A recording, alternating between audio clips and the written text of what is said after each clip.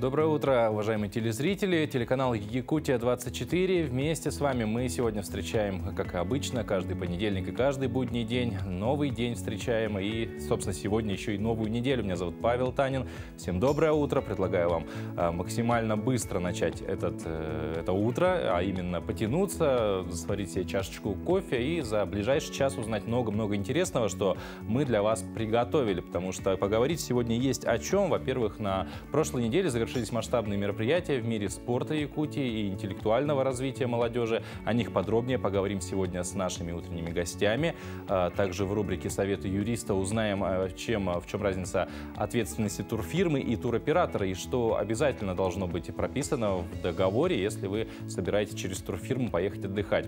Как всегда, по понедельникам мы узнаем, что же советуют нам астрологи на начавшуюся неделю, и, собственно, посмотрим, какими же прогнозами они нас могут порадовать. Ну и еще узнаем, почему хрупкая девушка из Нерюнгри выбрала далеко не женскую профессию. Что это за профессия такая, узнаем чуть попозже. Ну и, конечно же, напоминаю вам, что работаем мы в прямом эфире, и у вас всегда есть уникальная возможность принять участие в этом эфире, именно по нашим каналам обратной связи. Так, например, номер телефона 8 914 273 4488. Отправляйте свои сообщения смс-ками, мессенджерами, неважно, все прочитаем по возможности и озвучим. Ну и, конечно же, не забывайте про наш телеграм «Утро Якутии». Ну а прямо сейчас расскажем, какая же погода нас ожидает. По данным Гисметео, сегодня в центральных районах Якутии температура воздуха 13-17 градусов со знаком плюс. В заречной группе 17-22, в южных районах 13-15 градусов со знаком плюс. В Вилюйской группе 14-16, в Нижнеленских 15-16, в западных 11-14. В Колымо-Индигирской группе улусов от 9 градусов до 19, в Янских от 12 до 17, на северо-западе 8-18. В городе Якутске температура воздуха в 6 часов утра составила 18 градусов со знаком плюс, атмосферное давление 739 миллиметров ртутного столба, ветер северный 1 метр в секунду. Сегодня днем в столице республики прогнозируют небольшой дождь, ветер северо-западный 5-10 метров в секунду, температура воздуха 20-22 градуса. Ну, мы узнали прогнозы погод непосредственно, ну а тем, кто прислушивается к прогнозам астрологов, предлагаем прямо сейчас узнать астрологический расклад на ближайшую неделю.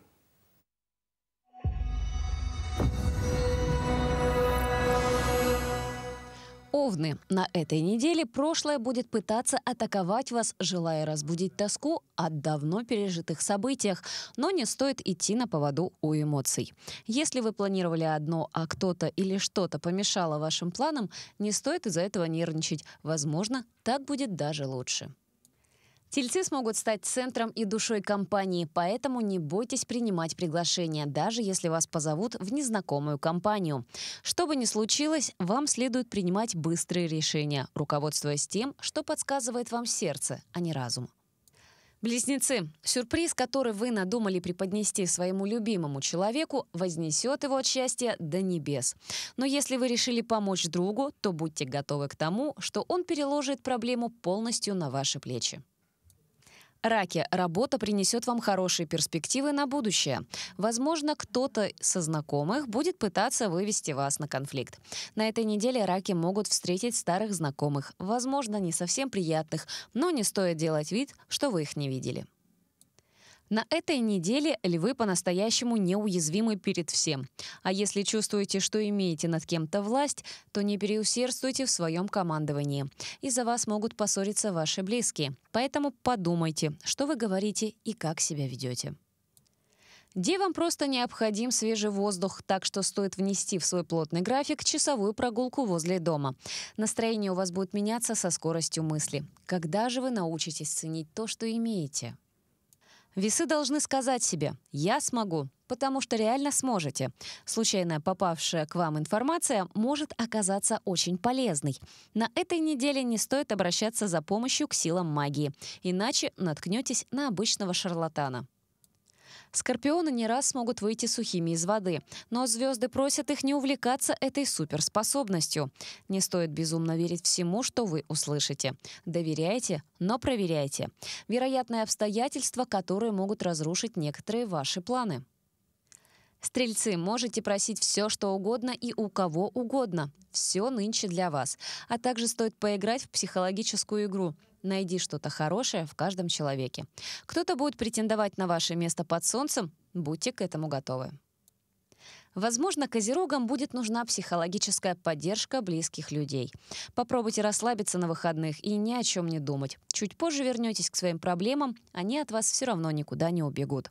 На этой неделе, если вы не будете высыпаться, то можете сделать кучу непонятных поступков.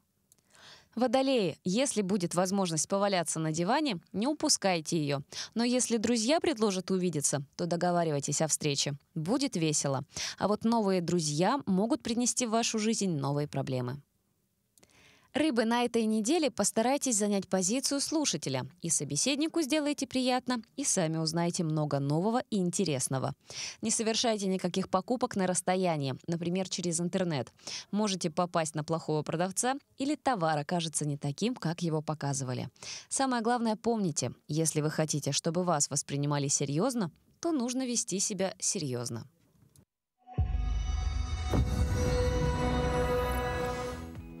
Будем надеяться, что все положительные прогнозы обязательно сбудутся. Мы продолжаем. Выпускники сдают госэкзамены, получают дипломы, радуются своим новым достижениям, вступая на новый этап жизни. Они, конечно же, ставят перед собой новые цели, новые вершины, которых пытаются достичь. Все как в спорте.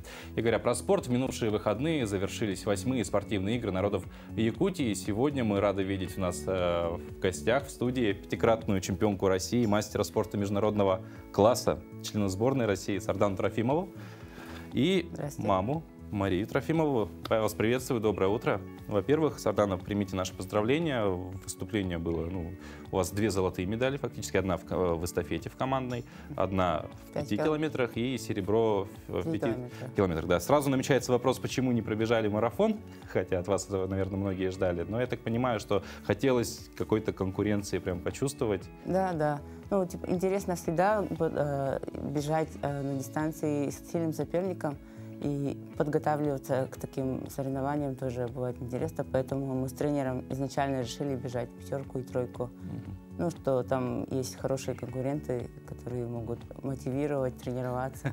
Оправдались ли ожидания, действительно была ли, почувствовали эту конкуренцию? Да, хотя я была 2 на 3 километра, я очень рада, что именно выбрала 3, так хорошая подготовка была.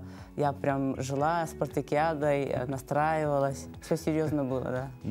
А вообще, в целом, мы сейчас сказали про конкуренцию, что да, эти ожидания сбылись своим вообще выступлением, результатом довольны, ставили такие цели или хотелось бы большего? Конечно, хотелось бы выиграть, но я не расстроена, что стала 2, потому что Леонтьева, она сама специализируется на 3,5 километра, и проиграть ей это было как достойно. Вообще говоря про сами соревнования, как вы можете оценить вообще организацию этого мероприятия? То есть действительно ли это такой праздник спорта получился? Да, Усулдан очень хорошо подготовился, очень тепло нас встретили, жители очень всегда так поддерживали. Даже простые продавцы, повара вообще так нас встретили, как своих дочерей, сестер. Мне было очень приятно. То есть гостеприимство было на высоте. Мария, теперь вопрос к вам. Мы знаем, что вы, наверное, главный болельщик своей дочери. Мы видели, все, наверное, уже видели по мессенджерам разлетевшееся это видео, как вы болели искренне. Всегда ли на всех ли соревнованиях дочери присутствуете вы?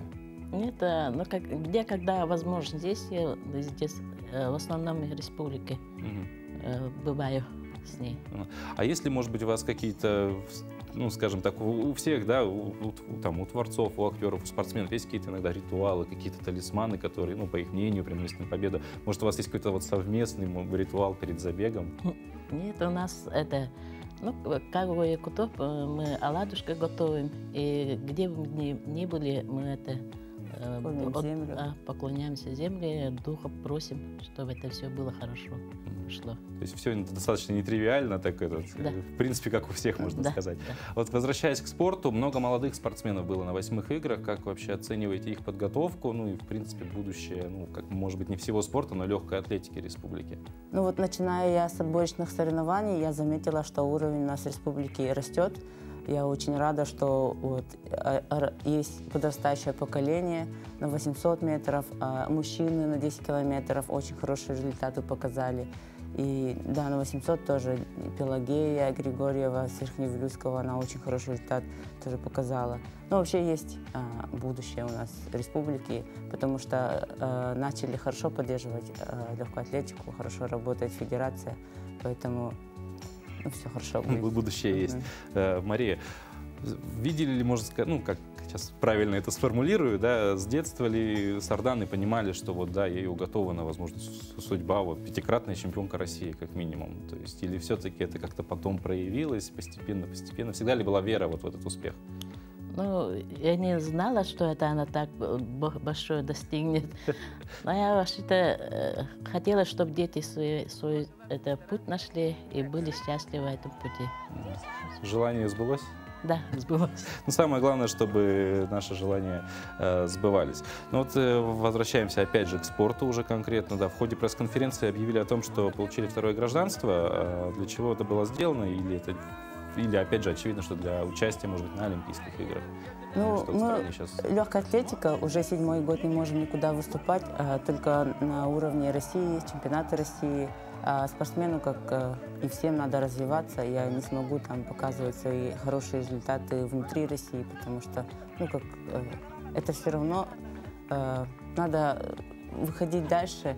И даже если выбрать Олимпиаду, у нас с этой ситуацией нынешней мы не можем выступать уже. У нас, лимитированные старты, поэтому мы с тренером решили поменять гражданство и попробовать свою удачу, что ли.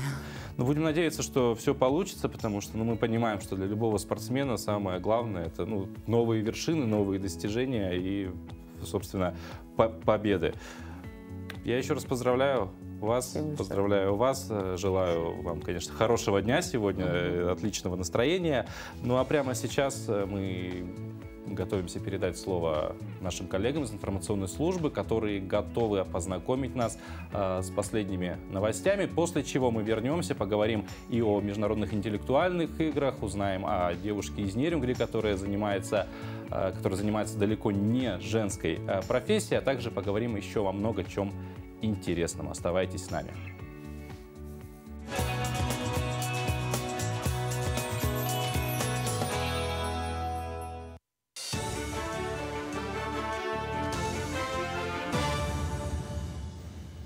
Коллеги, доброе утро. Доброе утро, Якутия. Сейчас блок новостей.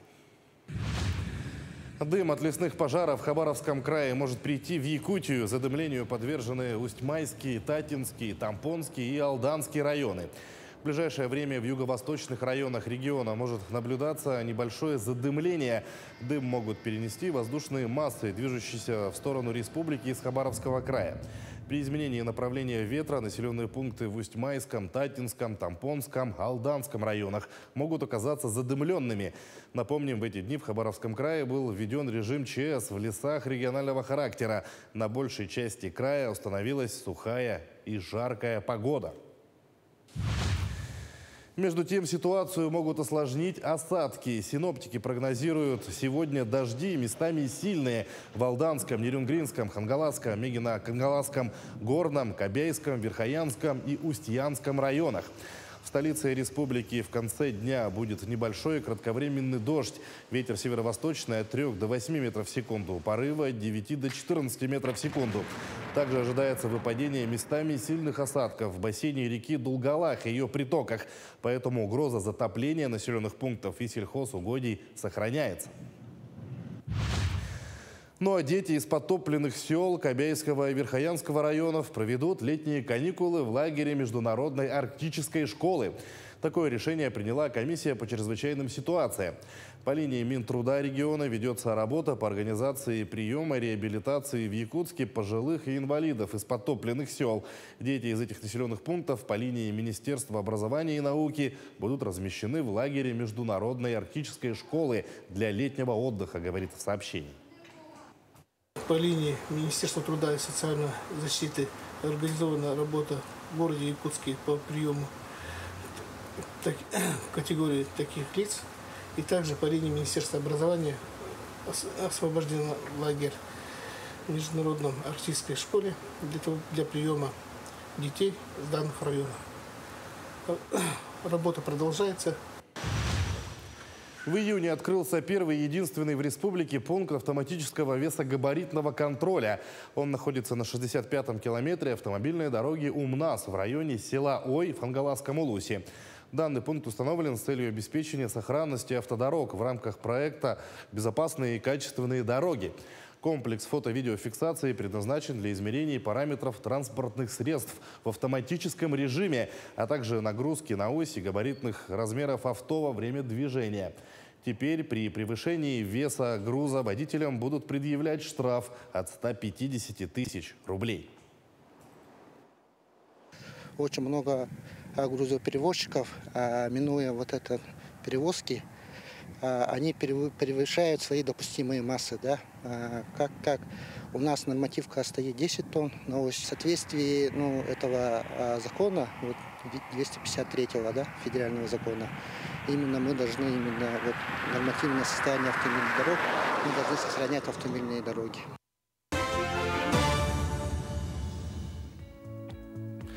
Это «Утро Якутии», на календаре 11 июля, и сегодня мы поздравляем своих коллег с профессиональным праздником, потому что сегодня профессиональный праздник отмечают художники по свету. У нас в нашей телекомпании, естественно, их много, и каждого, как сказал редактор мне в наушник, от души мы поздравляем, конечно же. Но говоря про эту профессию, художник Теодор Юнг говорил, что свет не умеет ставить только мой сосед, потому что он был слепым. Эта фраза должна как бы объяснить нам, что интуитивно в свете разбирается каждый человек, потому что свет для нас это все-таки данность. Но есть и профессиональные знания, которыми художники по свету отличаются от обывателей. В частности, это теория восприятия цвета, цветовая температура, естественное свечение объекта и многое другое.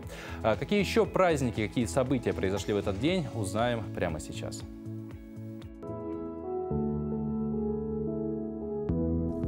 На календаре 11 июля. Сегодня отмечают Всемирный день шоколада, Всемирный день народонаселения, День художника по свету, День цветооператора или гафера.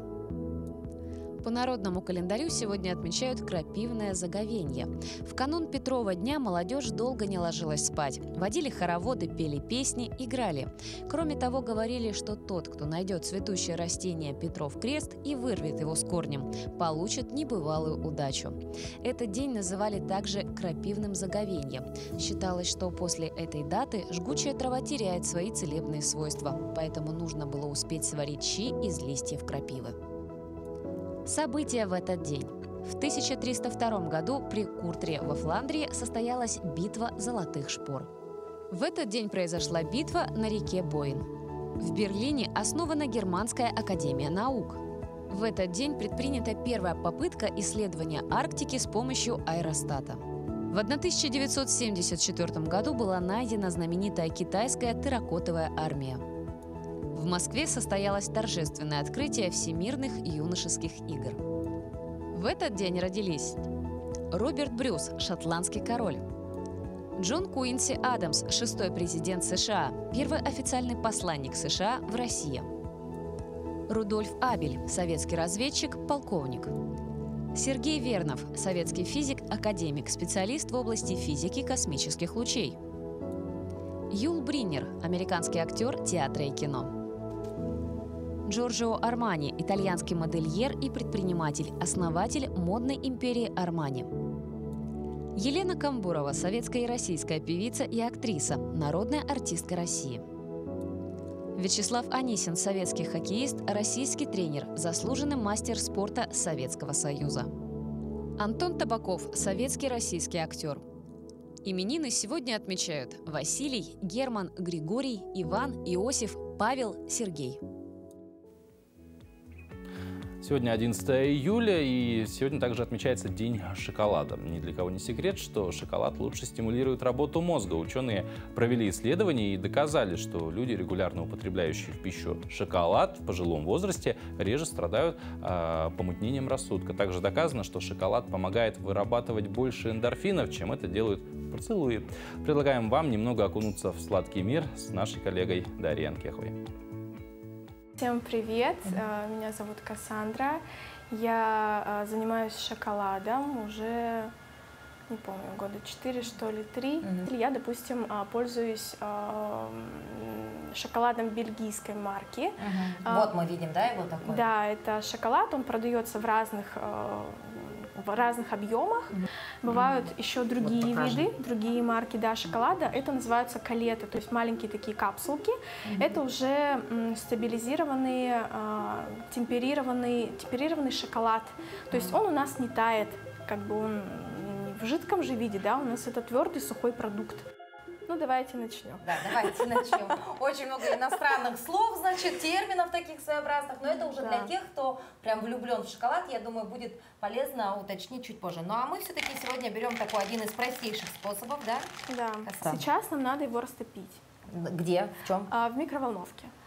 Ну, то есть это не так сложно. Поставила это, да, и забыла. по идее, не так сложно. Но надо следить. Так, нам нужен пирометр. Вот он. Что это такое? Это, в общем, такая штучка, она измеряет температуру. Заметьте, у нас растаяли, как ты правильно говоришь? Калеты. Калеты. И вот температура 39. Нам сказала Кассандра, что должно быть 30, да? 30, да. 30 да, градусов. Продолжаем. Держи, тебе дам. А вообще это как правильно? Есть такая профессия? Кондитер или кто он? Ну, это больше, наверное, шоколадье. Шоколадье, дорогие друзья. Как звучит красиво, да? 36. Ну, думаю, 36. 36. Доказывает 36. В принципе, достаточно, да? Да. Так, хорошо. Так, сейчас надо будет нам этот шоколад перегрузить, переложить в рукав. Плитка у нас, потому что очень такой сложной формы. Так, устанавливаем.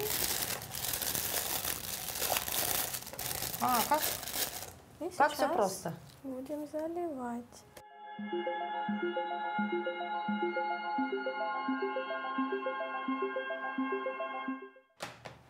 Набираем пузырьки воздуха, которые находятся, ну, внутри, которые образовались во время заливки. Сейчас вы сюда сделаете, да, посыпки? Посыпки? Это очень ювелирово. Так, хоть куда сыплю? Или хоть куда, хоть какие, ну, как вам нравится. О, посмотрите, шедевр.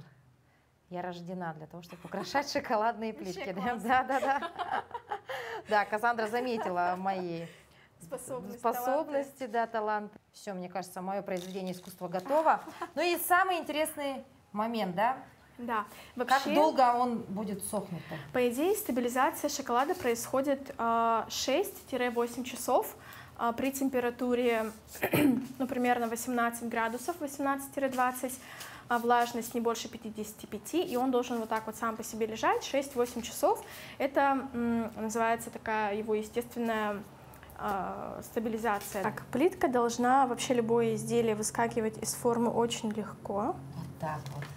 Что и происходит. Так, посмотрите, эксклюзивный шоколад, сделанный собственными руками.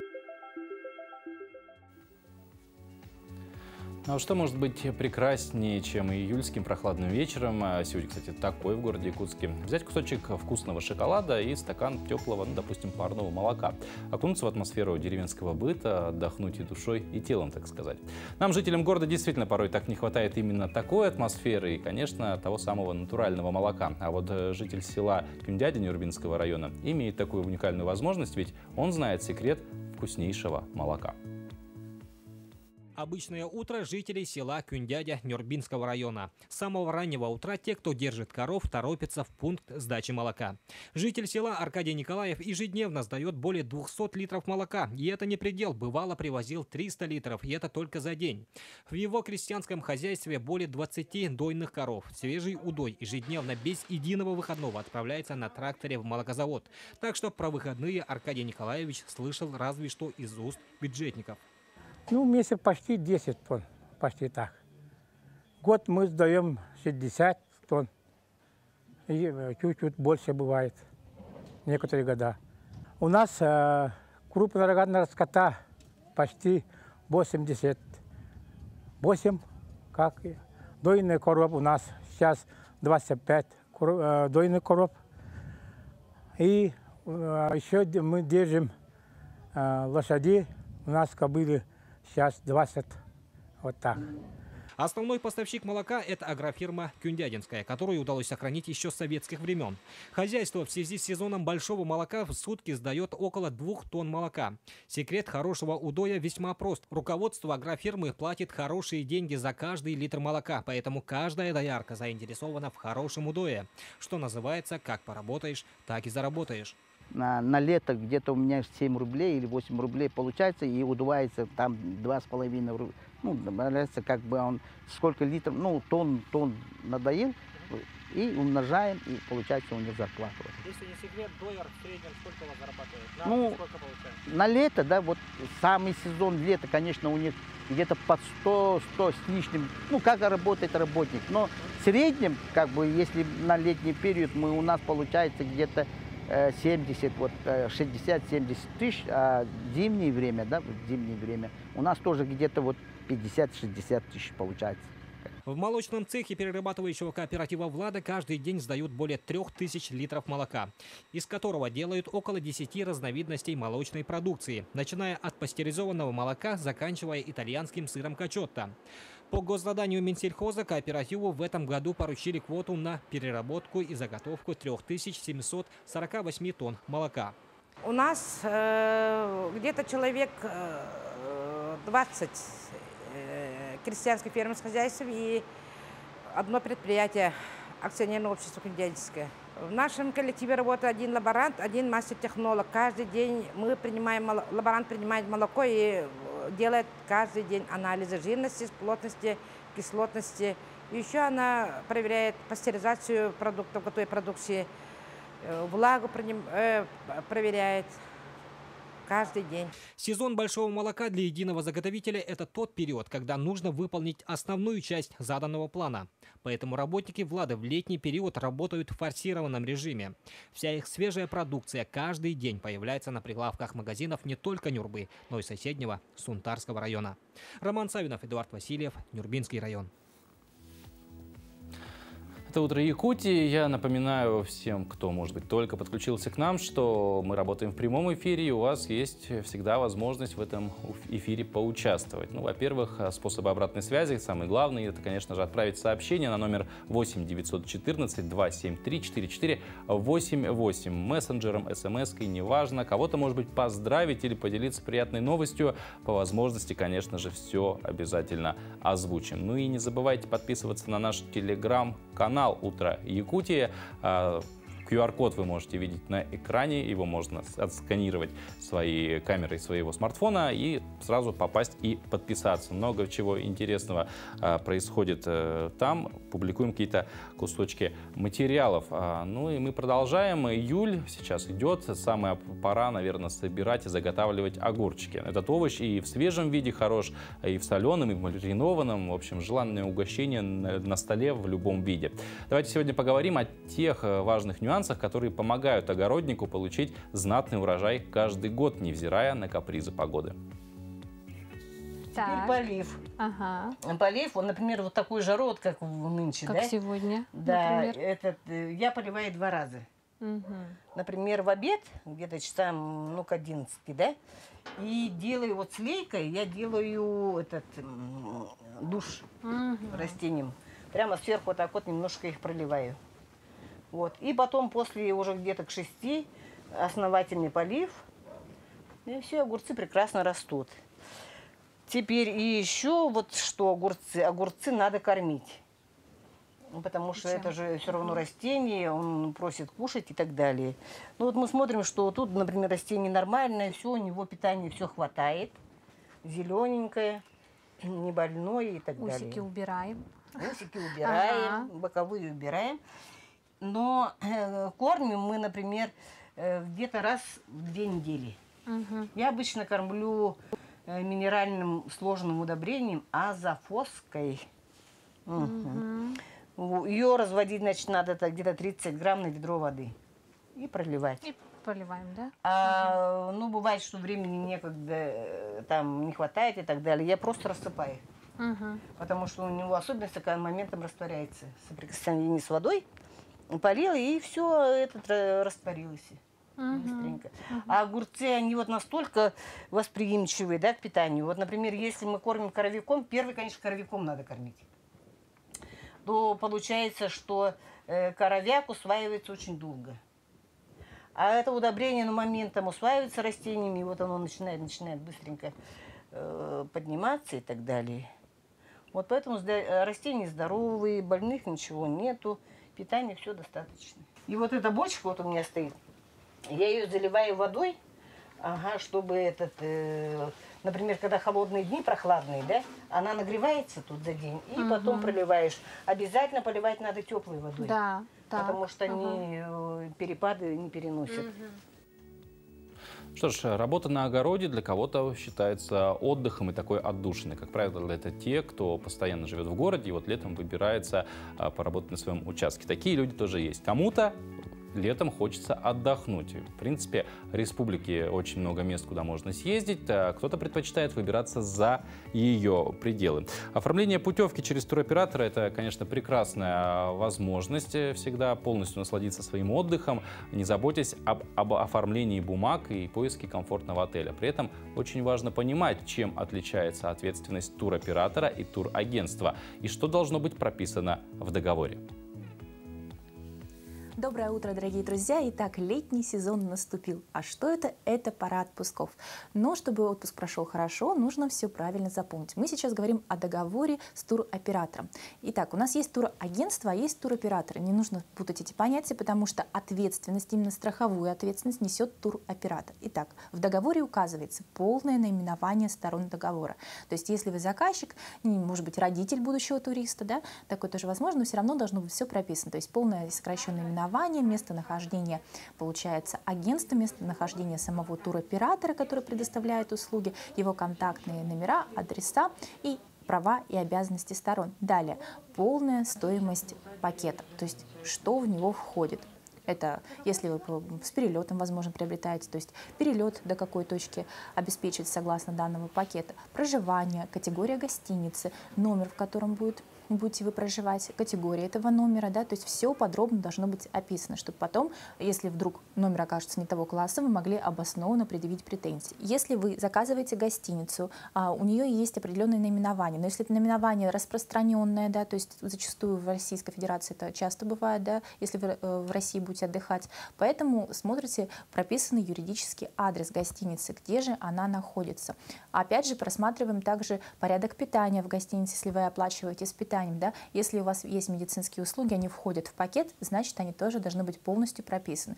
Напоминаю, что если оказываются медицинские услуги, то нужно внимательно спросить туроператора, какие медицинские документы вам необходимо предоставить, получается, в санатории, да, если это речь о санатории, потому что иначе услуга обоснованно не будет оказана, потому что у санатория есть свои требования. Сведения о порядке и сроках предъявления туристам претензий, да, заказчику о ненадлежащем качестве оказанных услуг, о порядке и сроках предъявления туристам или иным заказчикам требования о выплате страхового возмещения. Но об этом мы поговорим подробнее позже, но самое главное, внимательно читайте документы. Если вы все проверили, совсем согласились, подписали, то отказаться уже не получится. Поэтому, если вы предполагаете, что возможен порядок и расторжения договора, то есть вы не уверены в сроках выезда, да, к отдыху, не уверены, возможно, в классе гостиницы, возможно, хотите поменять, внимательно посмотрите, то есть на каких основаниях вносятся изменения в договор, то есть есть ли какие-то штрафные санкции, за какой срок это возможно, за какой срок будет организована оплата гостиницы и возвратна ли эта сумма, то есть туроператор уже за вас произвел оплату, да, то есть поставщикам услуг, это гостиничным комплексом, санаторием.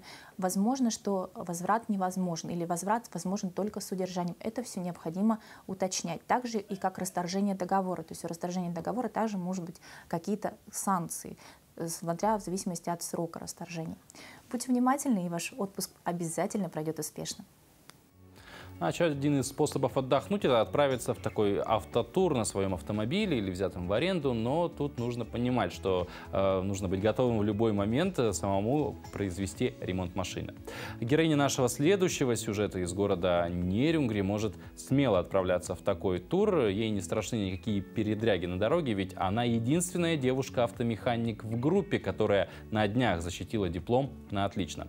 Несмотря на то, что эта специальность всегда считалась мужской, находятся девушки, девушки, которые выбирают эту профессию и успешно проходят обучение. Конюшовой Анастасии Александровне. Долгожданный момент для Анастасии Конюшевой, как и для всех ее одногруппников, получение диплома о профессиональном образовании. Сейчас она квалифицированный автомеханик.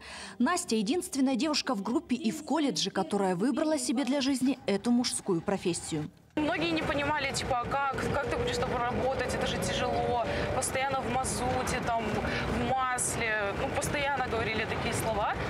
Чаще всего я говорила, типа, мне нравится, не вам в грязи копаться. Во время учебы Настя наравне с парнями выполняла все практические задания, в том числе и сложные по ремонту и обслуживанию автомобилей. Даже купила себе машину для того, чтобы вникнуть в работу, как говорится, с головой. На самом деле профессия очень сложная, автомеханика. У нас надо как работать руками, но надо и работать головой. Если вот у сварщиков, допустим, у них надо уметь варить, то здесь надо подумать. Особенно такие, допустим, как диагностика, электрика автомобиля. Там просто так не получится залезть и что-то сделать. Надо думать. Насте хорошо давалось, так как она целеустремленная. Ей нравятся автомобили. Я ее неоднократно видел даже за рулем собственного автомобиля. Сейчас, конечно, не скажу какой, но была шестерка. Эта молодая, привлекательная девушка может с легкостью поменять такие детали в автомобиле, как амортизатор, пыльник, сальник, воздушные фильтры. Анастасию уже пригласили на работу на одно из предприятий района. В планах я хочу устроиться на ПТП в старом городе. Я как раз-таки у них проходила практику. Вот. Но единственное, туда хочу устроиться не как автомеханик, а как диспетчер. И как раз там нужно мое образование. Как раз я отучилась, что диплом есть. Вот. И в любом случае не буду упускать момента, чтобы, допустим, попасть к ним. Анастасия признается, что изначально просто хотела доказать, что девушки водят машину не хуже мужчин. А сейчас любимое хобби стало профессией. Ирина Жданова, Захар Головин, Вадим Барашков, Нерюнгри. 1 июля в Якутске стартовало одно из таких главных событий образовательного пространства мира. Это вторые международные интеллектуальные игры Якутия International Science Games 2022. В этом году в них приняло участие почти 700 обучающихся и более 200 сопровождающих, тьюторов, экспертов из 12 стран мира и 14 регионов России. И этим утром мы рады видеть у нас в гостях Василия Павлова, ректора Малой академии наук Якутии, руководителя регионального центра выявления и поддержки одаренных детей, и Валерию Павлову, ученицу 10 класса. Доброе утро. Доброе утро. Как проходят вообще сейчас интеллектуальные игры? Интеллектуальные игры уже завершились. Да, мы провели все, значит, завершающие мероприятия, выявились результаты, победители и прочее. Всех наградили, все очень радостные, улетели вчера. Это здорово, значит, если радостные, все получилось. Давайте в двух словах вообще, что из себя представляют интеллектуальные игры? Интеллектуальные игры — это такое удивительное конвергентное мероприятие, в котором объединены и олимпиадное направление, и так называемое научно-исследовательское проектное движение школьников. Это единственное такое мероприятие, которое есть в нашей стране, в России. Ну и Science Fair, например, это внутри данного мероприятия, единственное, которое происходит за Уралом в нашей стране. То есть они такие мероприятия проводятся в России, в Москве, Санкт-Петербурге, но за Уралом только в Якутске. И мы начали это движение еще в 2018 году. У нас состоялись первые игры, 40 государств участвовало, в этом году 16 регионов Российской Федерации, ну, как вы уже сказали, 700 обучающихся, и они были разделены по нескольким таким основным направлениям. Да, это, во-первых, Олимпиада Туймада, которую мы 29-й раз проводим. Оно получило в этом году имя знаменитого нашего народного учителя Алексеева, значит, да, Михаила Алексеева. И также мы проводим третий раз Science Fair, это тоже, вот, как я уже сказал, очень важное событие, и 14-я международная исследовательская школа, которая проведена в это же время. Также у нас проведена Якутская исследовательская школа юниоров, это для детей 6-7 классов, одновременно медиашкола Кискель и также образовательный салон. И это вот все это все вместе 50 разных мероприятий. Одновременно. одновременно. Да. Невероятно. Валерия, я так понимаю, также участвовала ты в интеллектуальных Science играх? В Science Fair. Расскажи о своем опыте вообще для тебя, что это, может быть, дало, какие трудности возникали, как вообще прошло твое выступление, твое участие? Мне очень понравилось. Мой проект, я защитила с ним, и все проходило очень гладко. Я не думала, что займу первое место. Это было очень неожиданно. Ну, поздравляем тебя с первым местом. А можешь рассказать подробнее о проекте? Мой проект называется «Вивлет. Обработка изображений, полученных с помощью сканирующего электронного микроскопа для количественного анализа». То есть серебряные наночастицы, мы получили их изображение с помощью микроскопа и затем обработали их, чтобы подсчитать и вычислить, определить их размеры. Ну вот как считаешь, грубо говоря, практическое применение этого исследования в будущем, развитие этой темы? Ну, получается, серебряные наночастицы от их размеров и количества зависят их свойства. И важно знать их количество и размеры, чтобы знать, где их применять, в какой сфере. Василий Климович, мы сейчас про центр поговорим немножко, именно центр выявления одаренных детей.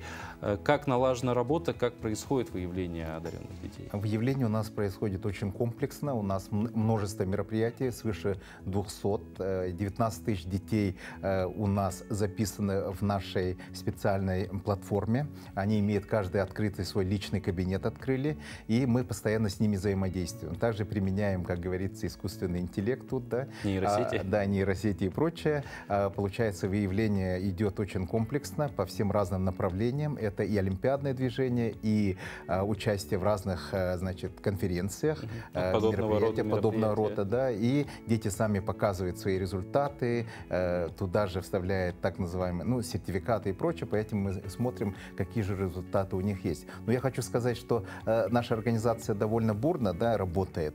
И, скажем, в российском арене, да, так сказать, фактически мы показываем такие очень хорошие результаты по сравнению с другими, да, центрами региональными, потому что у нас уже есть такой большой опыт, мы же работаем уже с 99-го года, фактически в таком же виде, да. Мы же в прошлом году только стали региональным центром по модели Sirius, но у нас опыт имеется огромный. А по проведению международных мероприятий у нас были проведены и впервые Азиатская международная олимпиада по физике школьников, это очень престижное мероприятие, также Азиатская Тихоокеанская конференция юных исследователей. То есть у нас проведение международного уровня мероприятий очень поставлено на хорошем уровне.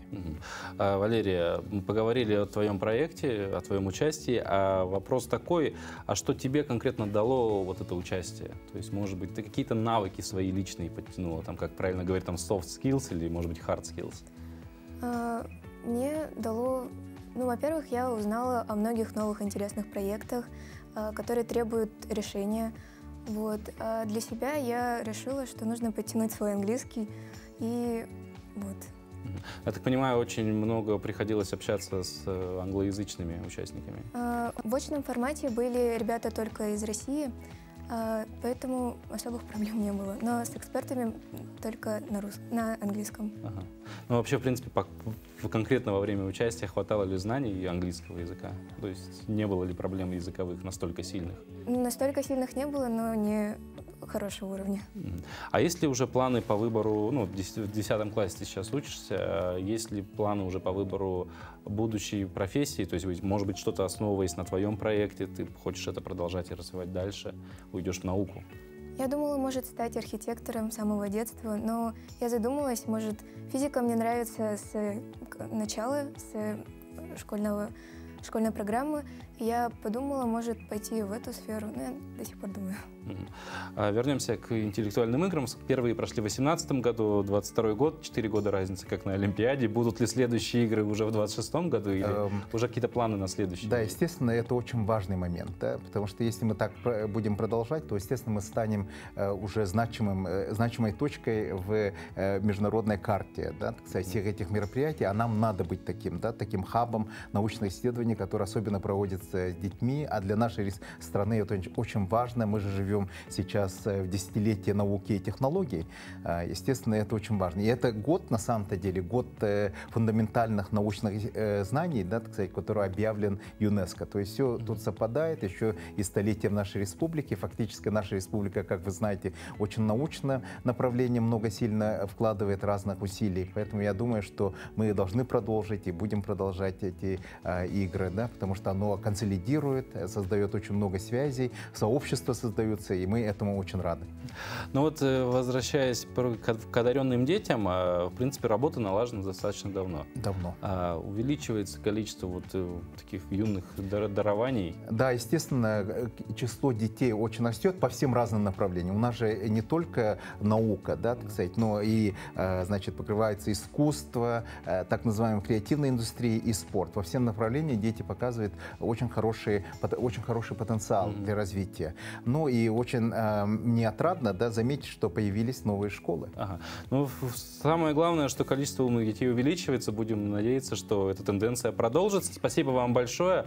Желаем, во-первых, успехов в дальнейшей работе и, опять же, проведения следующих интеллектуальных игр. Ну а прямо сейчас я передаю слово нашим коллегам из информационной службы, которые готовы рассказать о последних новостях.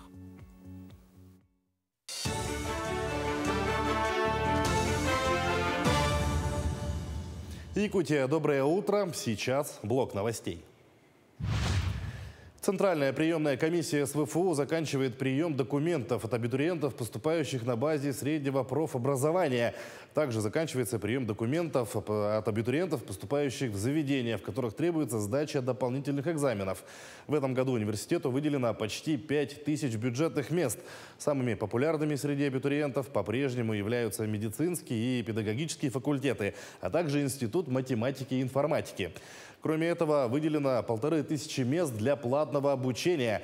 Прием документов на платное очное обучение будет осуществляться до середины августа. Также до середины октября на заочное обучение. По состоянию на сегодняшний день, на 10 июля, наш университет подано свыше около 10 тысяч заявлений, порядка от 4000 абитуриентов. Это считая от среднего профобразования и все программы, и по всем программам высшего образования. Так, сегодня заканчивается прием документов от лиц, поступающих по результатам наших вступительных испытаний, то есть это выпускники колледжей, а также закрывается прием на бюджетные места по тем направлениям, по которым есть дополнительные вступительные испытания творческой и профессиональной направленности.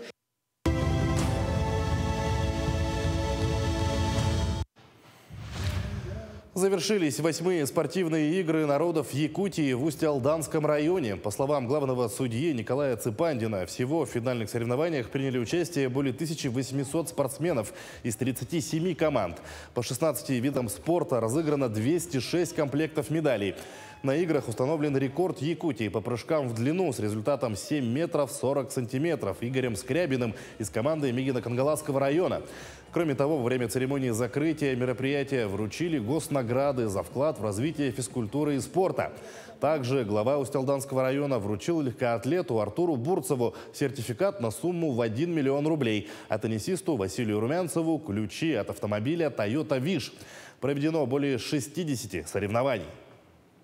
6 дней проведения игр мы, оргкомитет, часто слышали приятные отзывы от наших гостей, от спортсменов, от всех участников спортивного мероприятия о гостеприимстве местных жителей, о приятной атмосфере, которая царила в спортивных площадках, в спортивном зале, на стадионе Маягатта Бертхара.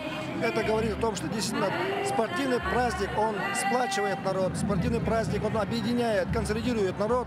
Надеюсь, игры всем понравились. Я искренне, честно говорю, что все мы старались изо всех сил, от всей души, чтобы провести эти игры на хорошем уровне, чтобы все люди оставили только добрую память об этих играх, и победа предшествовала сильнейшей. По общекомандным результатам в первой группе победила сборная Якутска. Второе место заняла команда Мегино-Кангаласского района. Третье – СВФУ. Во второй группе золото завоевали спортсмены первой команды Усть-Алданского района. Серебро – представители Чурапчинского улуса. Бронзу – сборная Намского района. В третьей группе победу одержал Горный район. Вторым стал Кобяйский, третьим – Тампонский район. В четвертой группе золото выиграли спортсмены Оленёкского района. Серебро у представителей Жиганского улуса, бронза у команды Момского района. А абсолютным чемпионом игр по неофициальному зачету стала сборная Усть-Алданского района. Следующие игры в 2027 году примет Нюрбинский район. Флаг соревнований передали делегации улуса. К этому часу это вся информация. Всего доброго и удачного дня.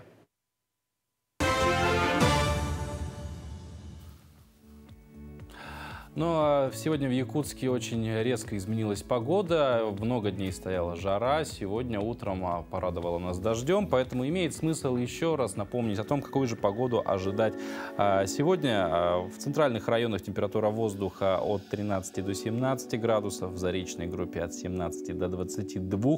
В южных от 13 до 15. В Вилюйской группе от 14 до 16. В Нижнеленских 15-16 градусов. В западных районах 11-14. В Колымо-Индигирской группе улусов от 9 до 19, в Янских 12-17, на северо-западе 8-18. В городе Якутске температура воздуха в 6 часов утра составила 18 градусов, атмосферное давление 739 миллиметров ртутного столба, ветер северный 1 метр в секунду. А сегодня днем ожидается небольшой дождь, ветер северо-западный 5-10 метров в секунду, температура воздуха 20-22 градуса. Ну, завтра нас также будет ждать много интересного. Ну а на этом сегодняшний наш эфир подходит к концу. Желаем вам, чтобы предстоящий день был легким и счастливым, чтобы вокруг все вертелось и крутилось, чтобы жизнь била ключом. И если будут трудности, чтобы они быстро преодолевались. Ну а в завершении эфира мы предлагаем вашему вниманию подборку красивых кадров, на которых запечатлены события прошедших 8-х спортивных игр народов Якутии. Это было замечательное событие спортивного мира, целый праздник спорта, и имеет смысл его посмотреть.